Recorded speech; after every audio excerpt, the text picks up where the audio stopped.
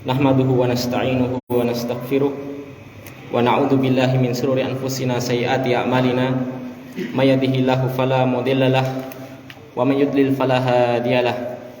Asyhadu an la ilaha illallah wahdahu la syarikalah wa asyhadu anna Muhammadan abduhu wa rasuluh. Allahumma shalli ala sayyidina Muhammad wa ala alihi wa ashabihi wa man tabi'ahum bi ihsanin ila yaumiddin, amma ba'du.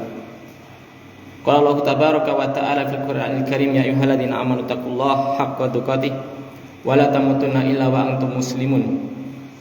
Ya ayyuhan nasu taqu rabbakumul ladzi khalaqakum min nafsin wahidah wa khalaqa minha zawjaha wa bassa minhuma rijalan katsiran wa nisaa'a wa taqullaha alladzi tasaaluna bihi wal arham innallaha kana 'alaikum raqiba. Ya ayyuhalladzina amanu taqullaha wa qulu qawlan sadida yuslih lakum a'malakum wa yaghfir lakum dhunubakum wa may yuti'illaha wa rasulahu faqad faza fawzan 'azima, amma ba'd. Fa inna asdaqal hadisi kalamullahi azza wa jalla wa khairal huda huda Muhammadin sallallahu alaihi wasallam wa syarrul umuri muhdatsatuha fa inna kulla muhdatsatin bid'ah wa kulla bid'atin dhalalah wa kulla dhalalatin finnar, amma ba'du. Ma'asyiral muslimin, sidang khutbah salatul Jumat rahimani wa rahimakumullah. Syukur kita kepada Allah Subhanahu wa ta'ala atas nikmat yang melimpah, nikmat sehat, nikmat aman dari segala bahaya, nikmat sempat, nikmatul iman wa nikmatul taqwa. Salawat serta salam kita aturkan kepada kekasih kita Nabi kita Muhammad sallallahu alaihi wasallam.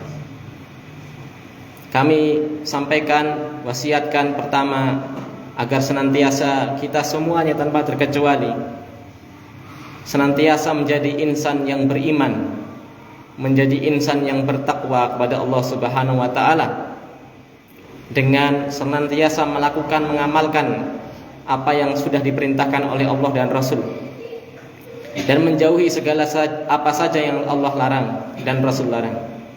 Karena ketakwaan kepada Allah Subhanahu wa ta'ala merupakan sebaik-baik bekal menuju alam akhirat. Karena takwa merupakan sumber dari kunci segala permasalahan. Karena ketakwaan merupakan sesuatu yang membawa keberkahan di dunia dan akhirat. Jamaah sidang khutbah salatul Jumat rahimani wa rahimakumullah. Pada kesempatan kali ini kami akan bawakan suatu nasihat dari Imam Ibnu Qayyim Al-Jauziyah rahimahullahu ta'ala dalam kitabnya Al-Fawaid. Dalam judul bab, beliau memberikan judul Al-Jahlu Bittoriqi yujabu At-ta'ab Al-Kasir. Kebodohan, ketidaktahuan seseorang akan jalan yang harusnya ditempuh itu akan menjadikan seseorang capek, kesel. Kita hidup di dunia berjalan, hakikatnya berjalan meskipun kita tidur, berjalan menuju akhirat. Maka akhirat ini bercabang, cuma dua. Kalau nggak surga ya neraka. Kalau kita punya modal, yaitu keimanan, maka seorang yang beriman, kata Syekh di sini, kalau dia seorang yang jahil, meskipun punya iman, maka orang ini akan capek kalau tidak punya petunjuk. Ambil contoh, ya, harusnya ke Karangpandan lewatnya sini kan bisa. Dia malah lewat Bekonang, lewat Matesih itu. Ya sampai, tapi jauh. Itu mending kalau sampai, bisa saja tersesat. Ya. Nasallallahu salaman wal afiyah. Kata beliau, al-jahlu bittoriqi wa afatiha wal maqsudi yujabu at-ta'abu al-kasiru ma'al faidatil qalilati ila akhirih. Sudah. Kebodohan seseorang dari mengetahui jalan hidayah, jalan Islam, dan tidak memperhatikan jalan tersebut karena nggak mau belajar. tidak tahu tujuan apa dia dicipta, maka dia hanya sekedar berjalan yang akan menjadikan dia sangat lelah. Amalannya kuatah, tapi nilainya sedikit karena jahil tadi. Ma'al faidatil qalilah, dengan faedah yang juga sedikit, padahal amalannya banyak. Maka beliau sampaikan gambarannya seperti apa toh? Lah ini gambarannya. Amalan sunnahnya. Amalan yang secara hukum fikih itu hukumnya mustahab atau sunnah. Bersungguh-sungguh. Puasa ning Senin Kemis. Salat tahajud. Tapi dia mengabaikan ibadah yang lebih wajib. Salat wajibnya bolong-bolong. Puasa Ramadan ya bolong-bolong. Salat tahajud semalam suntuk. Ya, dari jam 12 sampai jam 3. Subuhnya jam 6. Kalau sama bosnya nek kalih juragane, kalih tanggine, basa melipis. Karo tiyang sepae, nah getak-getak. Ya, seperti ini. Atau seseorang yang beramal, gambaran berikutnya, dia beramal dengan amalan jawarih, amalan anggota badan. Misal sholat. Tapi hatinya ini lalai. Sholat, tapi yang dipikirannya A, B, C, D selain sholat. Tidak khusyuk. Seperti ini karena tidak mengamalkan hadis Nabi. Man yuridillahu bihi khairan yufaqihu bid-din. Fiddin. Barang siapa yang Allah kehendaki kebaikan padanya, maka Allah akan jadikan dia seorang yang faham agama. Piye carane faham? Sinau.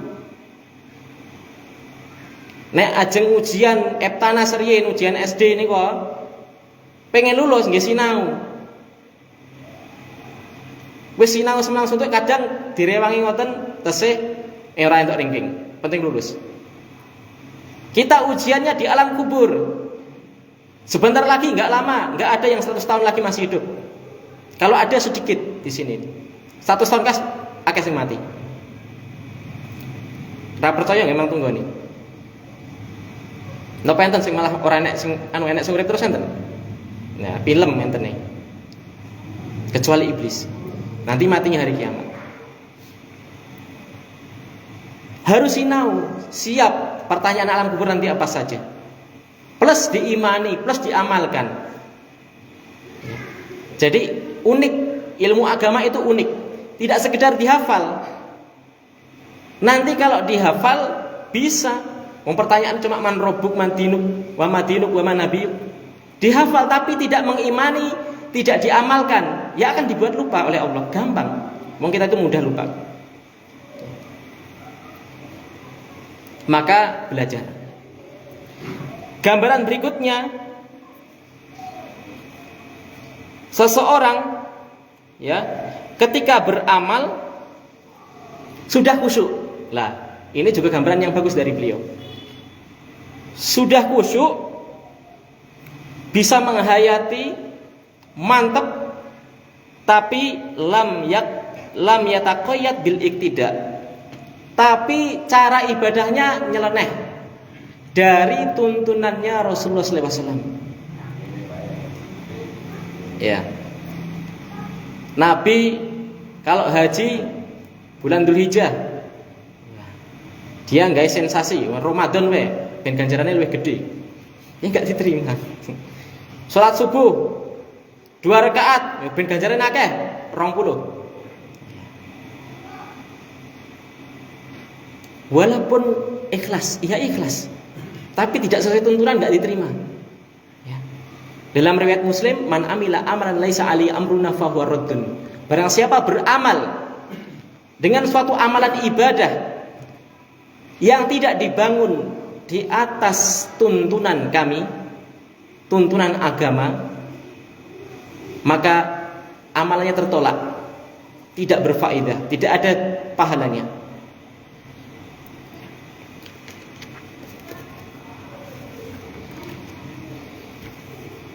Atau seseorang banyak amalannya,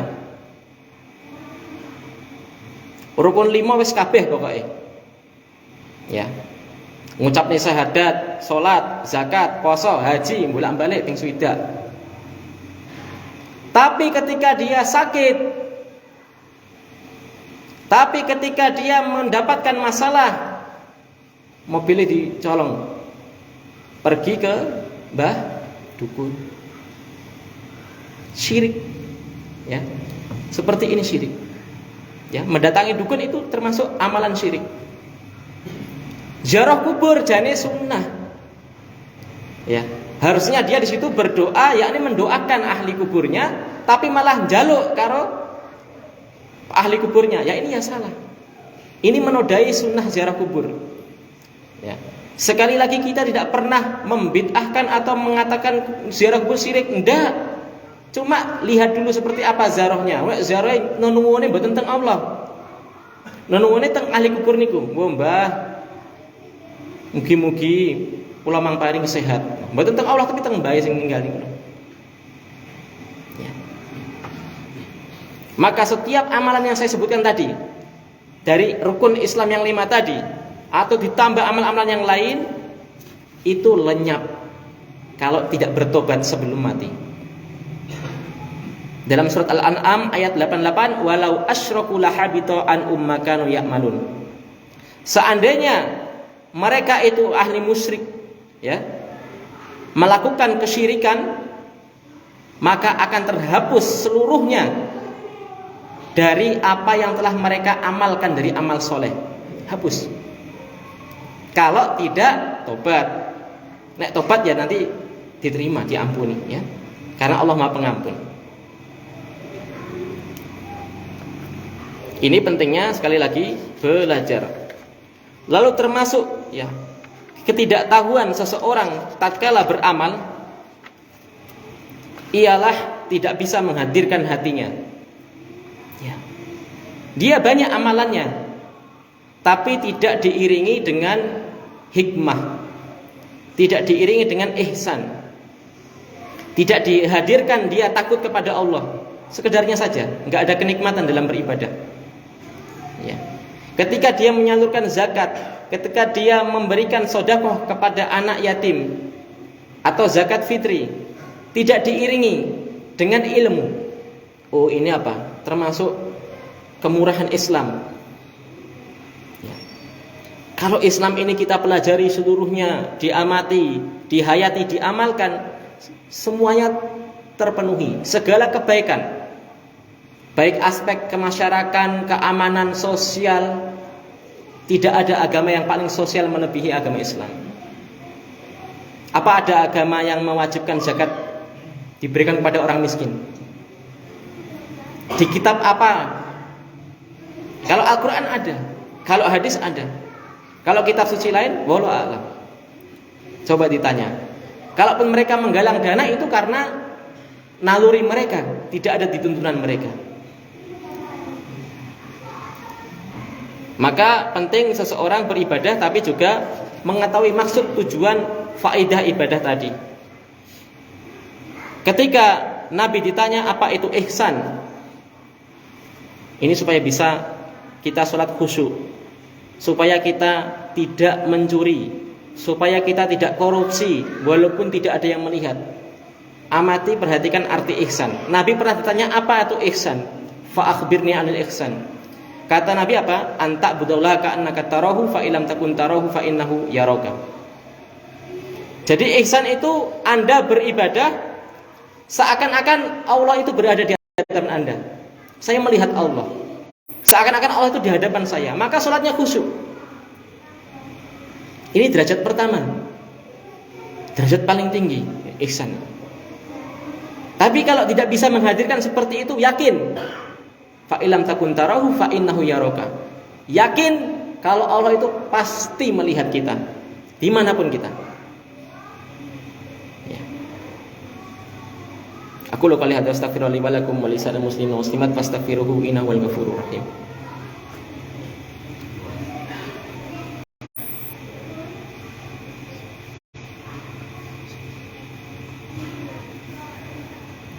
Alhamdulillah wassalatu wassalam ala Rasulillah wa ala alihi wa sahbihi wa wala ma ba'du.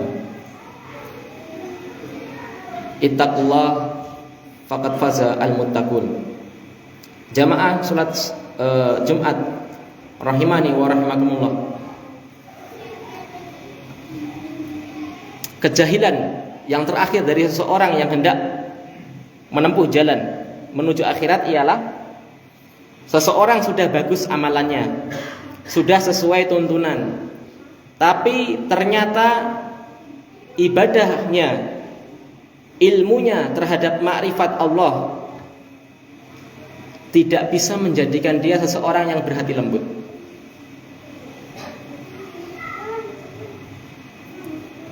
Sholat, bahkan sholat sunnah, sodakoh. Maka dulu kata Nabi, di zaman Nabi ada yang mengadu kepada Nabi. Ada seorang wanita ahli tahajud, ahli sodakoh, tapi tetangganya tersakiti dengan lesannya. Ditanya, maka Nabi ditanya tentang wanita itu. Hiya finnar. Nabi disebutkan, oh ini penduduk neraka. Mboten ngereken sholat sunnah atau sholat wajib, infake kathah mboten ngereken. Karena dia telah menyakiti, maka hiya finnar.